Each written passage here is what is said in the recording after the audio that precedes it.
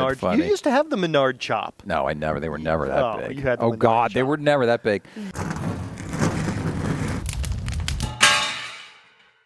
And welcome into the Rowdy Studios talking about Paul Menard, another first time. Stop playing. Sorry.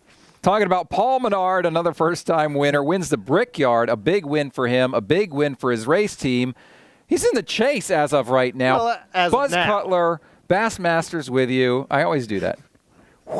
Ow! Buzz Cutler, Bassmasters with you, talking about Paul Menard. And the question, a lot of people say this was kind of a fluky win, was it? Well, there are degrees of flukiness. You know, in terms of fluke factor, this wasn't a Regan Smith or a Trevor Bayne win. It was more like a David Reagan win. You know, a guy who's been sort of hanging out in the mid-teens for a while now and keeps showing flashes, but is never able to sustain. But he's been making steady progress over time. So, yeah, you know, it was a little fluky.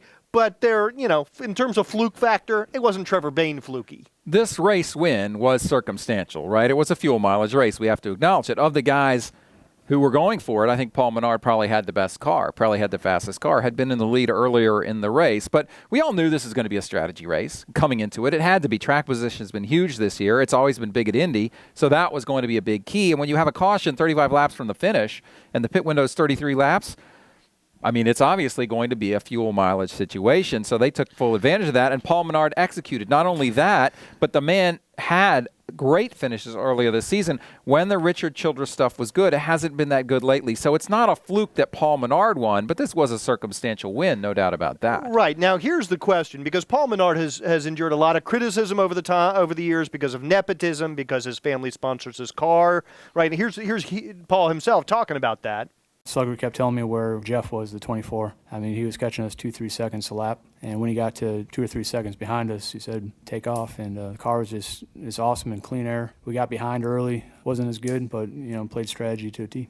So the question for me is, was this win enough to negate that nepotism-type criticism? Well, look, I think the nepotism-type criticism is always misguided because in racing, the opportunity to get into a race car isn't common for everyone. It's not like the hoop in back of the elementary school and everyone's out there shooting baskets. You have to have a set of circumstances that put you inside of a race car.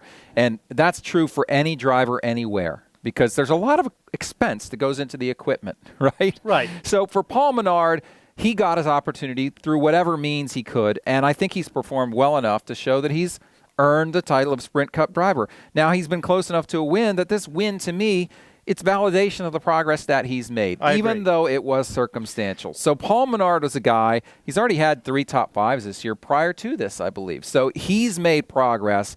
For all the criticism, it's true of any driver that they've gotten an opportunity through some set of circumstances that other folks didn't get. Brad Keselowski, David Rudiman, David Reagan, all had familial connections. They might Martin not have Truex Jr., They might his not have father had was a the driver. money that Menard had. So why is that any different? It's really not. It's really not. But Right. I agree with you. Menard, this was continuing to build on progress he's already made. Right. And I think the only thing as far as the family money goes is maybe he got a little longer than some other guys. Well, again, that's an opportunity, and now he's taken advantage of it. It's really not a question of what opportunities you get. It's what do you do with the ones you have, and he's taken full advantage. And I think you have to tip your cap to him for doing that. You're not wearing a cap. No, that's mine. It's not good. All right, that's our take on another first-time winner this year. Paul Menard now in the chase picture, absolutely, with a win, 14th in the points. For Buzz Cutler, I'm Bassmasters. Rowdy.com. Say it like it is. Say what like it is? Rowdy.com.